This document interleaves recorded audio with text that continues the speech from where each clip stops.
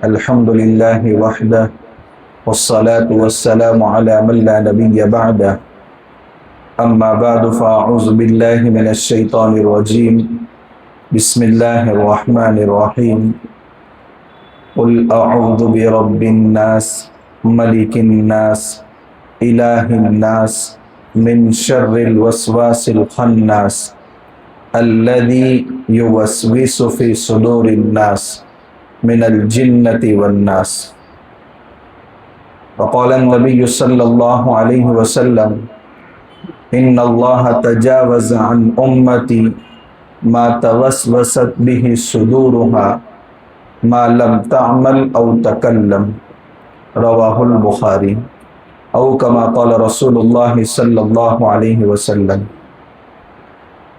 قابل احترام بزرگان دین، گزشتہ 2 جمعہ سے ایک عنوان پر بات چل رہی ہے کہ روحانی اور باطنی بیماریوں میں ایک خطرناک بیماری حسد کی بیماری ہے، جس کے بارے میں آقا صلی اللہ علیہ وسلم نے فرمایا ایاکم والحسد، اس بیماری کے بارے میں بہت زیادہ چوکنا رہو اور اس سے دور بھاگو جیسے شیر سے دور بھاگتے ہیں.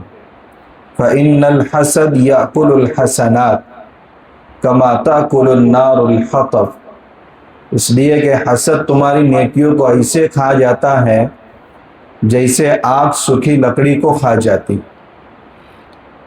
اس کا کیا علاج ہے؟ یہودیوں نے اللہ کے نبی صلی اللہ علیہ وسلم پر حسد کی بنیاد پر کیا کیا تکلیفیں پہنچائی، اور اللہ تبارک و تعالیٰ نے قرآن پاک میں اس کا کیا علاج اتارا. حضور کے بال مبارک میں یا کنگے میں جو 11 گرہیں لگائی تھی، ان 11 گرہوں کا اثر توڑنے کے لیے اللہ تعالیٰ نے 11 آیتیں اتاری. سورہ فلق میں 5 آیتیں ہیں اور سورہ ناس میں 6 آیتیں ہیں. سورہ فلق کی مختصر وضاحت گزشتہ جمعہ میں آپ کے سامنے آ گئی تھی. سورہ ناس کی تشریح باقی ہے. سورہ فلق اور سورہ ناس میں ایک بنیادی فرق یہ ہے کہ سورہ فلق کے اندر اللہ کی ایک ذات کے واسطے کو ذکر کیا گیا. قل اعوذ برب الفلق، اے نبی آپ یہ کہیے میں پناہ طلب کرتا ہوں صبح کی روشنی پھاڑنے والے کے رب کی. بس یہی ایک صفت اللہ تعالیٰ کی ذکر کر کے اسی واسطے سے 4 تکلیف دہ چیزوں سے پناہ طلب کی گئی. واسطہ اللہ کا ایک ہی ذکر کیا گیا، اور جن جن چیزوں سے پناہ طلب کی گئی ہیں وہ کل 4 ہیں.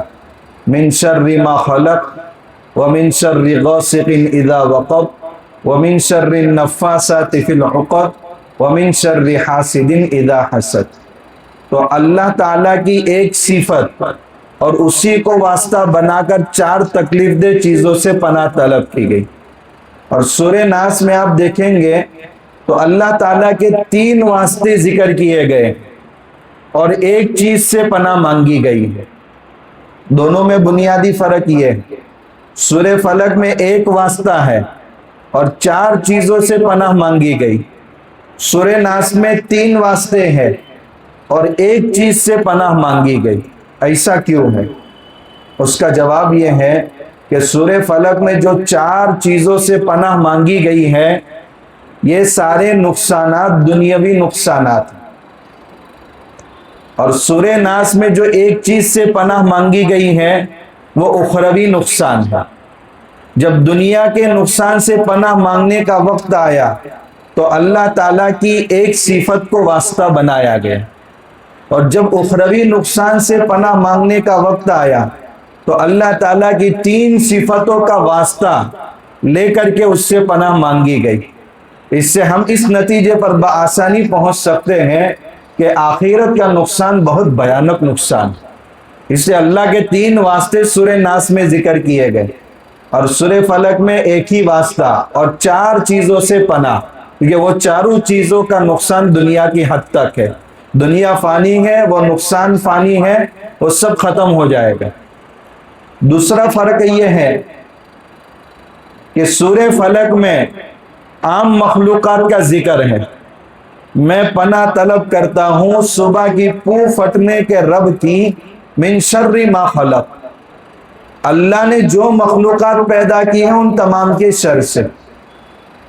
معلوم ہوا کہ جن چار چیزوں سے پناہ طلب کی گئی ہے وہ چاروں تکلیف دہ باتیں انسان کو بھی پہنچ سکتی ہیں، جانور کو بھی پہنچ سکتی ہیں، بسا اوقات حسد کی بنیاد پر یا نظر کی بنیاد پر پھلدار درخت بھی سوکھ جاتا ہے تو وہ دیگر مخلوقات کو بھی نقصان پہنچ سکتا ہے، کیونکہ دنیا کا نقصان ہر کسی کو پہنچتا ہے، لیکن آخرت کا جو نقصان ہے وہ دیگر مخلوقات کو نہیں پہنچے گا لیکن انسان کو ضرور پہنچے گا، کیونکہ دیگر مخلوقات مکلف نہیں ہے، ان کو تو آپس میں بدلہ دلوا کر کے مٹی بنا دیا جائے گا، لیکن جس کو اپنے نقصان کے نتیجے کا سامنا کرنا پڑے گا وہ انسان ہے۔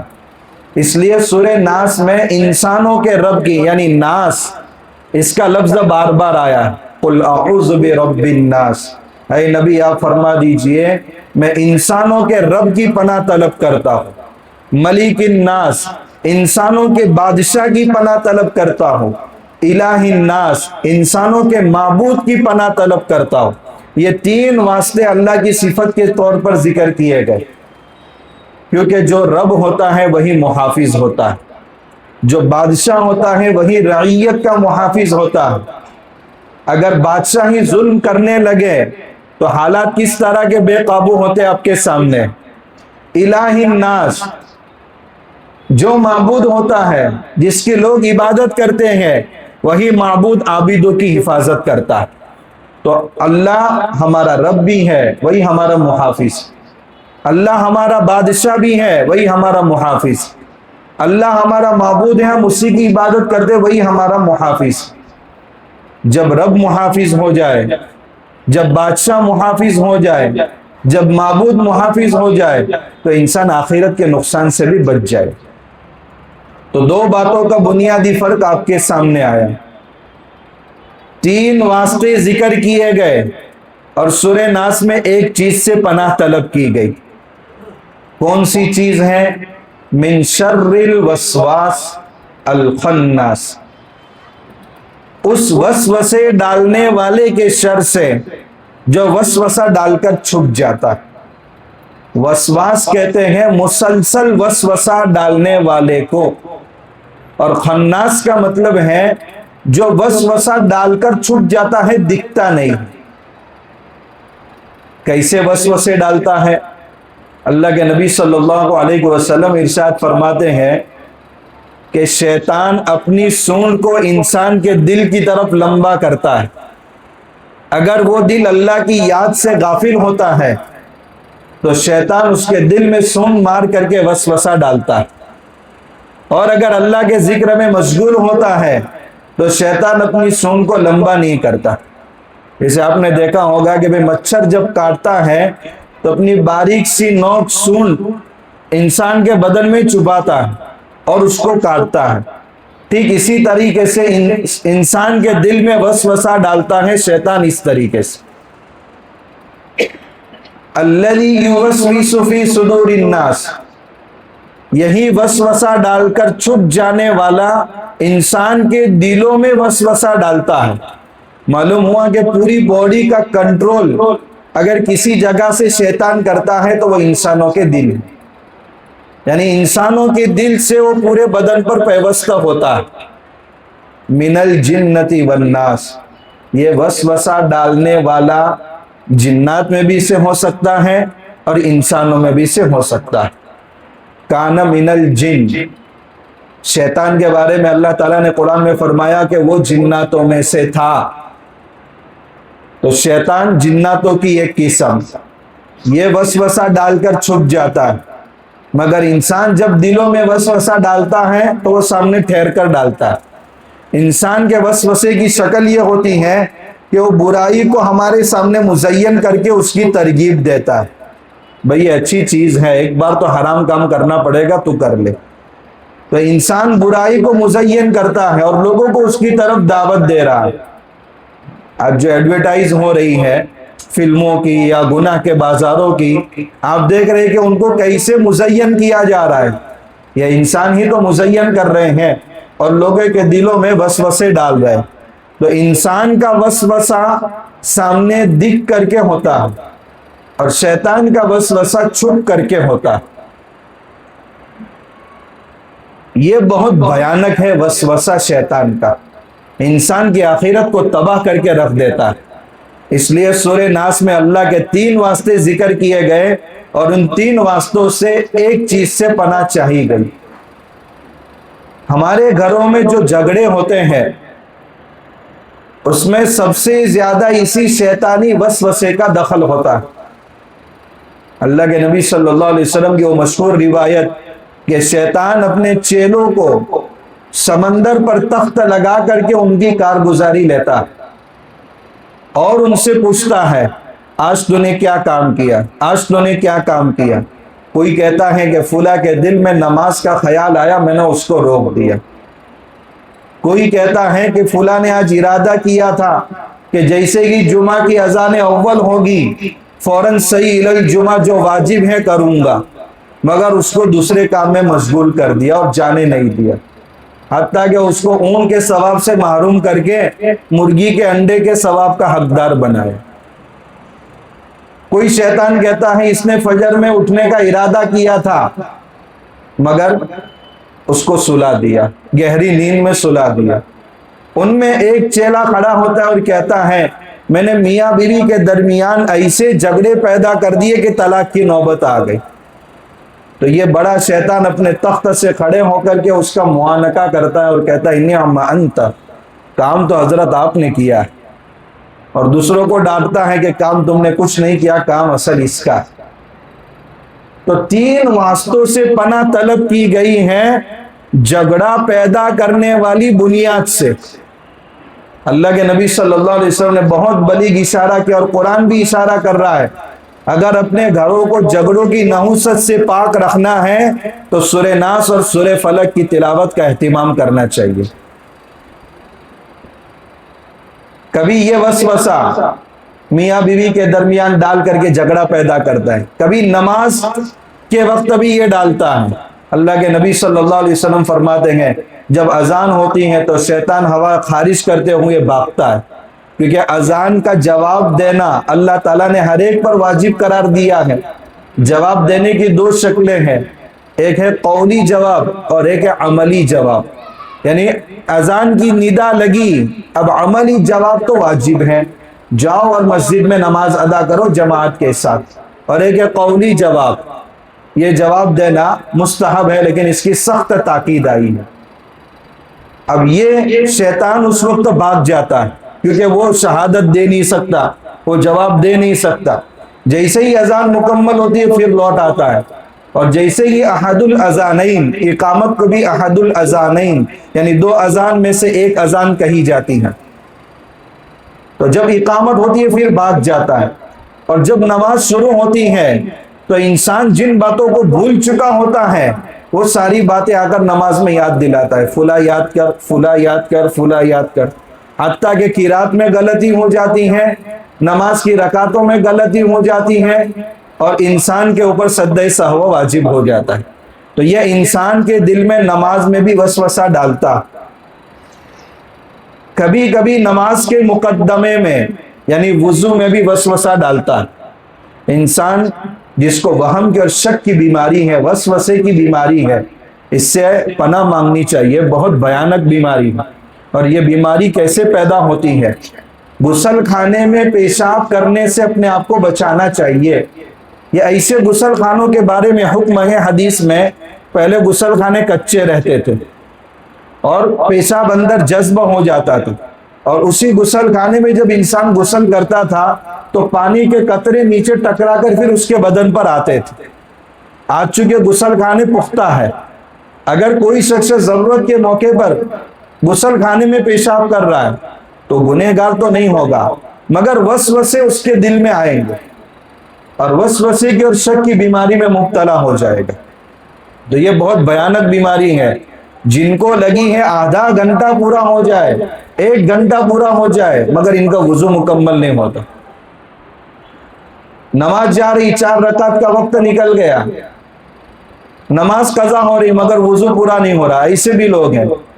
دارالعلوم دیوبند میں ہمارے ایک استاد تھے, ایک مرتبہ عصر کے بعد حضرت مفتی صاحب کے پاس تشریف لائے کہ حضرت وسوسے کی ایسی بیماری ہے کہ بسا اوقات 2 رکعتیں چلی جاتی اور میرا وضو پورا نہیں ہوتا. تو حضرت نے ایک طالب علم کو پیچھے ٹھہرایا کہ اگر ایک عضو کو 3 بار سے زیادہ دھوئے تو پیچھے سے تھپڑ مار زور سے. علاج ہو گیا. معلوم ہوا کہ یہ شخص شک کی حد تک تھا. حضرت گنگوہی رحمت اللہ علیہ کے بارے میں لکھا ہے کہ ایک مرتبہ حضرت وضو کر کے نماز کے لیے تشریف لائے. جیسے ہی نماز کی نیت باندھنے لگے دل میں شک پیدا ہوا کہ کوہنی کا ایک حصہ خشک رہ گیا. فوراً گئے اور کوہنی کا وہ حصہ دھو کر آئے اور نماز کی نیت باندھ رہے. پھر شک پیدا ہوا کہ یہ کوہنی کا حصہ خشک رہ گیا. پھر گئے اور اس کو دھو کر واپس آئے. جب نماز کی نیت باندھ رہے اور شک پیدا ہوا کہ ٹخنے کا حصہ خشک رہ گیا, تو اب حضرت سمجھ گئے کہ یہ شیطانی وساویس ہیں کہ بغیر وضو کے نماز پڑھوں گا, جا تجھے جو کرنا ہے کر. مطلب یہ وسوسہ ہے, یہ شک کی حد تک ہے. بخاری میں روایت ہے, اللہ کے نبی صلی اللہ علیہ وسلم سے ایک صحابی نے کہا یا رسول اللہ, بسا اوقات ایسا لگتا ہے کہ پیٹ میں قراقر ہو رہا ہے, نماز ٹوٹ گئی یا نہیں ٹوٹی, کیا کرے؟ تو حضور نے فرمایا جب تک آواز نہ سنے یا بدبو محسوس نہ کرے تب تک نماز کو نہ توڑے. لیکن یاد رکھیے ایسے شخص کے لیے حکم ہے جو وسوسے کی بیماری میں مبتلا.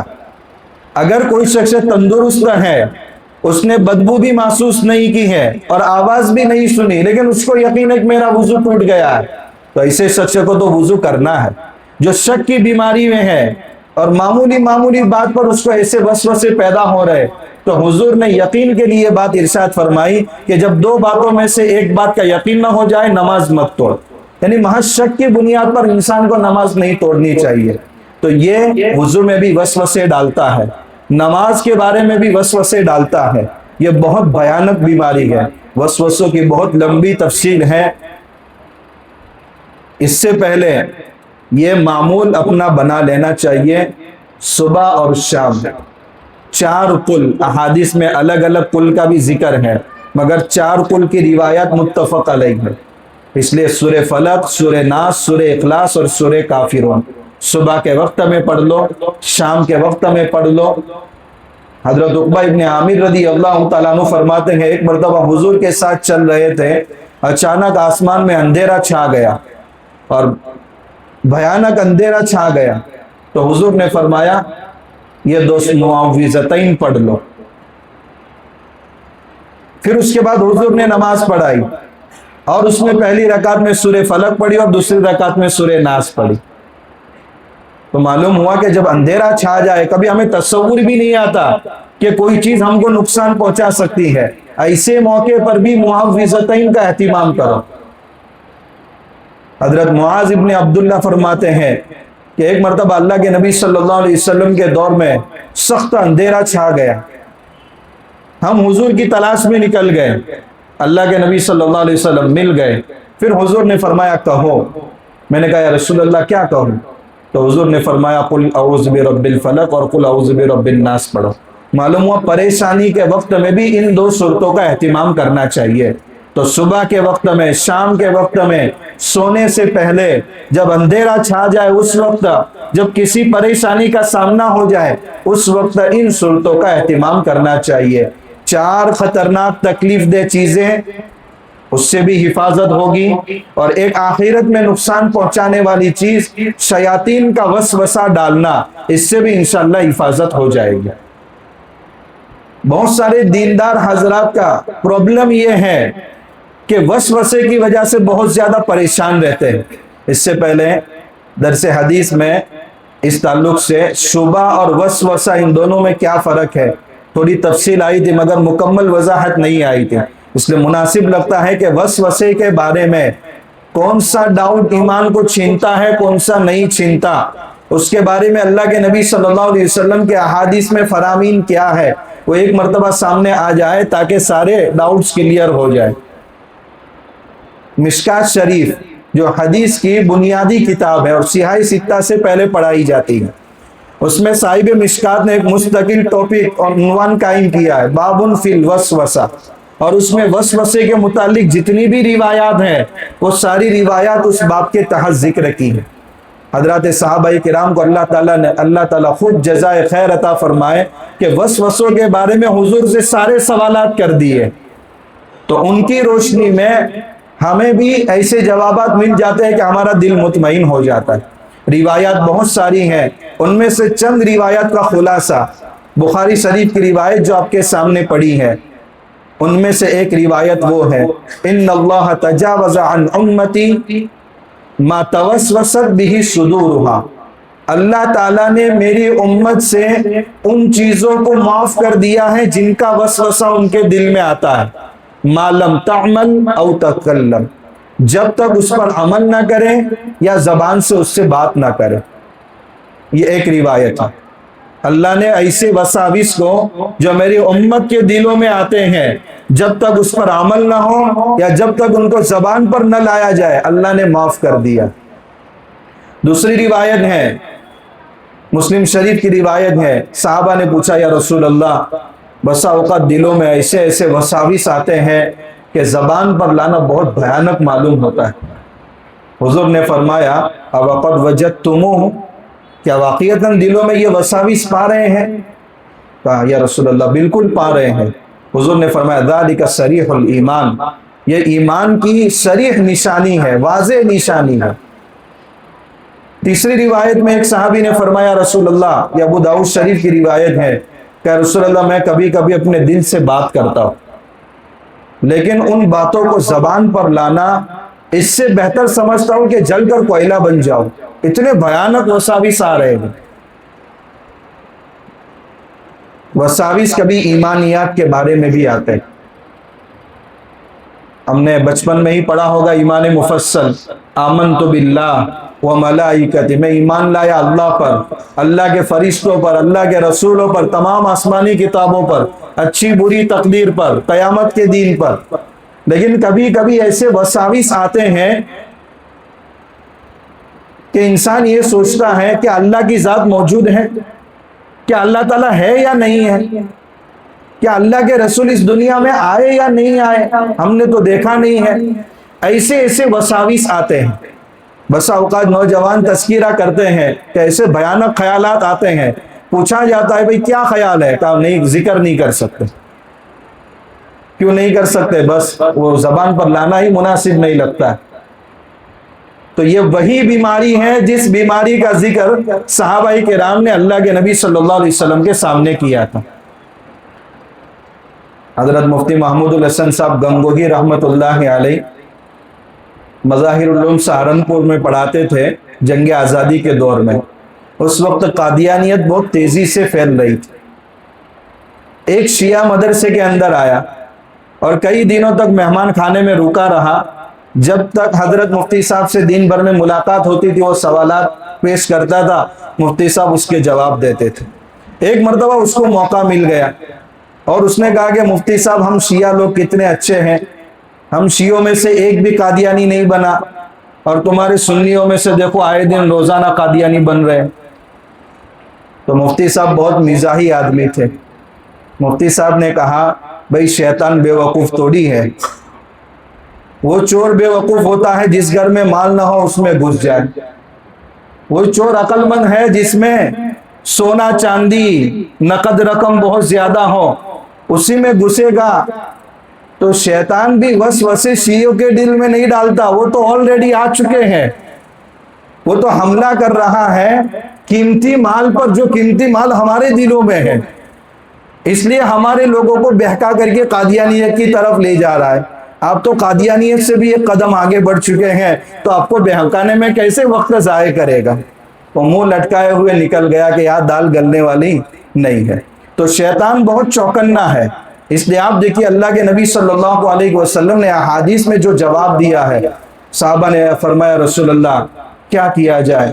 بسا اوقات دل میں ایسا وسوسہ آتا ہے کہ زبان پر لانا دشوار ہوتا ہے۔ تو حضور نے کیا فرمایا؟ واقعیتاً یہ بات دل میں پیدا ہو رہی ہے؟ کہا یا رسول اللہ بالکل ہو رہی ہے۔ تو حضور نے فرمایا ذالک صریح الایمان، یہ صراحتاً ایمان کی علامت۔ دو باتیں ہیں جس سے ایمان کا ہونا معلوم ہو رہا ہے، حضور نے پوچھا کیا یہ بات دل میں پیدا ہو رہی ہے؟ معلوم ہوا کہ شیطان حملے کر رہا ہے، تمہارے پاس قیمتی چیز ہے، یہ تمہارے پاس ایمان کے ہونے کی علامت ہے۔ دوسرا، تم اس کو زبان پر لانا بہت بھاری سمجھ رہے ہیں۔ فرمایا رسول اللہ بہت بھاری سمجھ رہے ہیں۔ معلوم ہوا کہ اس وسوسے کو تم غلط سمجھ رہے، یہ بھی تمہاری ایمان کا تقاضا۔ ذالک صریح الایمان، یہ ایمان کی صراحتاً علامت ہے کہ ڈاکہ اسی جگہ ڈالا جا رہا ہے جہاں ایمان موجود ہے۔ اب دیکھیے حضور نے کیسی تسلی دی ہے امت کو۔ اگر کوئی کسی کے سامنے یہ سوال پیش کرتا تو پتہ نہیں کیا حکم لگا دیتا کہ تم دائرے ایمان سے نکل چکے۔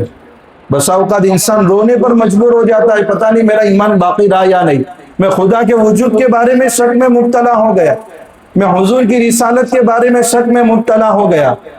تو وسوسہ ایسی خطرناک بیماری ہے جو انسان کی آخرت کو تباہ کر دیتی ہے۔ اب یہاں حدیث کے اندر جب ہم نے یہ سنا کہ یہ ایمان کی صراحتاً علامت ہے تو اس کا یہ مطلب نہیں ہے کہ ہم بے خوف ہو جائیں، لیکن وساوس جہاں سے پیدا ہو رہے ہیں ان دروازوں کو ہمیں بند کر لینا چاہیے، ان وساوس سے اپنے آپ کو بچا لینا چاہیے۔ آج وہ وساوس کے دروازے سوشل میڈیا کے ذریعے چوپٹ کھول دیے گئے، ہر کسی کو سننے کی عادت ایسے وساوس دل کے اندر پیدا کر دیتا ہے کہ اس کا جواب خود کے پاس نہیں ہوتا۔ جب نہیں ہوتا تو انسان شک کی بیماری میں ایسا بڑھتے جاتا ہے کہ آخر میں اس کو خدا کی انکار پر لے جا کر کے شیطان چھوڑتا۔ محمد ابن سیرین رحمت اللہ علیہ بہت بڑے تابعی گزرے۔ تابعین کے دور میں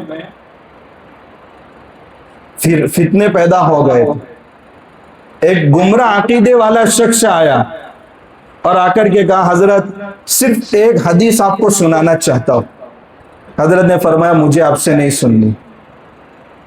اس نے کہا اگر حدیث نہیں سننی تو صرف قرآن کی ایک آیت سنانا چاہتا ہوں۔ حضرت نے فرمایا مجھے یہ بھی نہیں سننا، یا تو چلا جائے یا میں چلا جاؤں۔ وہ چلا گیا۔ تو کسی خادم نے کہا کہ حضرت وہ ایک حدیث ہی تو سنا رہا تھا، ایک قرآن کی آیت ہی تو سنا رہا تھا اور آپ نے منع کر دیا۔ تو حضرت نے فرمایا وہ گمراہی میں مبتلا ہے، اگر وہ قرآن کی آیت پڑھے یا حدیث پڑھے ہو سکتا ہے کہ اس کی گمراہی کی نحوست سے قرآن کی اس آیت پر اعتراض میرے دل میں پیدا ہو جائے اور اس کا جواب میرے پاس نہ ہو۔ حالانکہ علم کا خزانہ ہے، تعبیر الرؤیا جیسی کتاب لکھی ہے، آج جتنے بھی علماء خواب کی تعبیر بتا رہے وہ اسی کتاب سے بتا رہے، یہ علم کا پہاڑ، مگر گمراہ شخص سے نہ قرآن کی آیت سننے کو تیار ہے نہ حدیث سننے کو تیار ہے، کیونکہ اپنے مطلب کی وہ بات نکالے گا۔ کہیں ایسا نہ ہو کہ اس کی وجہ سے ایک وسوسہ دل میں پیدا ہو جائے اور اس کا جواب نہ بن پائے اور یہ بیماری میری آخرت کو نقصان پہنچائے۔ تو وسوسہ صراحتاً ایمان کی علامت ضرور ہے، مگر اس کا یہ مطلب نہیں ہے کہ وسوسوں کے بارے میں ہم بے خوف ہو جائیں۔ جب بھی وسوسہ آ جائے لا حول ولا قوت الا باللہ پڑھ لیا جائے، فاستعذ باللہ، اللہ کی پناہ میں چلے جائیے، اعوذ باللہ پڑھ لیا جائے، یا قل اعوذ برب الفلق پڑھ لے، قل اعوذ برب الناس پڑھ لے۔ تو وسوسے جہاں سے پیدا ہوتے ہیں ان جگہوں کے بارے میں بھی چوکنا رہنے کی ضرورت ہے۔ ایک مرتبہ حضرت عمر رضی اللہ تعالیٰ عنہ اللہ کے نبی صلی اللہ علیہ وسلم کی خدمت میں تورات لے کر کے آئے اور کھول کر کے حضور کے سامنے پڑھنے لگے۔ اندر دیکھ کر پڑھتے جا رہے یا اللہ کے نبی صلی اللہ علیہ وسلم کا چہرہ بہت زیادہ سرخ ہو گئے، جیسے جیسے پڑھ رہے ہیں وہ نیچے دیکھ کر پڑھ رہے ہیں، حضور کا چہرہ لال ہو رہا ہے۔ حضرت ابوبکر صدیق رضی اللہ تعالیٰ عنہ نے روکا کہ تم پڑھتے جا رہے اور حضور کے چہرے کے آثار نہیں دیکھ رہے۔ جب حضرت عمر رضی اللہ تعالیٰ عنہ نے اپنا چہرہ اٹھایا تو فوراً کہا میں اللہ کے غضب سے پناہ چاہتا ہوں، میں رسول کے غصے سے پناہ چاہتا ہوں۔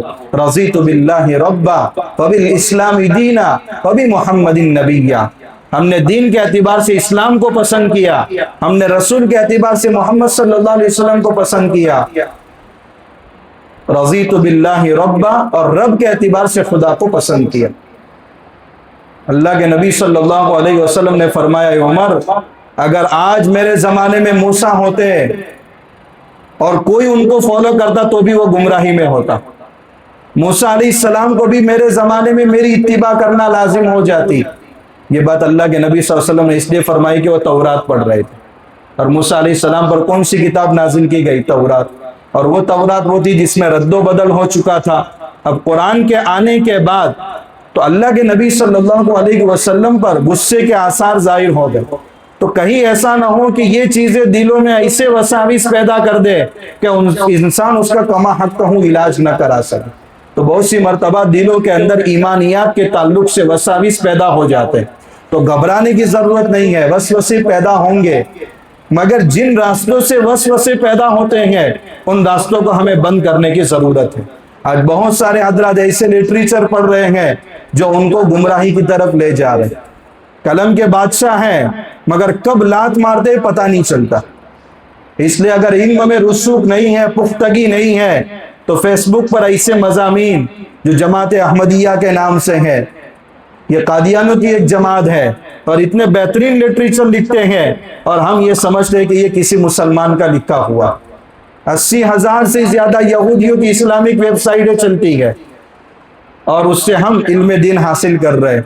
حضور نے فرمایا تھا جس سے تم علم حاصل کرو پہلے اس کو بھی دیکھ لو کہ اس کے عقائد بھی درست ہے یا نہیں۔ تو ہم اس سوشل میڈیا کے پلیٹ فارم سے کس کو سن رہے ہیں، کس کی بات سن رہے ہیں، یہ وساوس دلوں کے اندر پیدا کرتی ہے۔ بہت ساری ایسی باتیں ہیں کہ عقیدہ غلط ہے، اس پر دلیل عقلی دی جا رہی ہے، اور انسان کے پاس اس کا کوئی جواب نہیں ہوتا۔ حضرت عثمان رضی اللہ تعالیٰ عنہ کے دور خلافت میں انتشار پیدا کرنے کے لیے عبداللہ بن سبا یہودی نے جو شوشے چھوڑے تھے، ان میں ایک شوشہ اس کا یہ تھا کہ حضرت عیسیٰ علیہ السلام افضل ہے کہ حضور افضل ہے؟ ظاہر سی بات ہے اللہ کے نبی صلی اللہ علیہ وسلم افضل ہے۔ سب نے کہا کہ حضور افضل ہے۔ پھر اس کے بعد اس نے کہا کہ حضرت عیسیٰ علیہ السلام آسمان سے قیامت کے قریب اترنے والے ہیں کہ نہیں اترنے والے؟ کہا اترنے والے ہیں۔ تو کیا حضور جو ان سے افضل ہیں دوبارہ حضور نہیں آ سکتے؟ یہ عقیدہ ختم نبوت پر اس نے حملہ کیا تھا، اور اس کی دلیل دیکھو تو کتنی شاندار ہے۔ تو بہت ساری ایسی باتیں ہیں، آج تو باطل حق کے انداز میں آ رہا ہے، یعنی دین کے راستے سے باطل کو پھیلایا جا رہا ہے۔ اس لیے صراط مستقیم کو ایسا خلط مرت کر دیا گیا ہے کہ انسان کے لیے یہ سوچنا کہ بھئی صراط مستقیم ہے کیا، وہ مجھے سمجھ میں نہیں آ رہا۔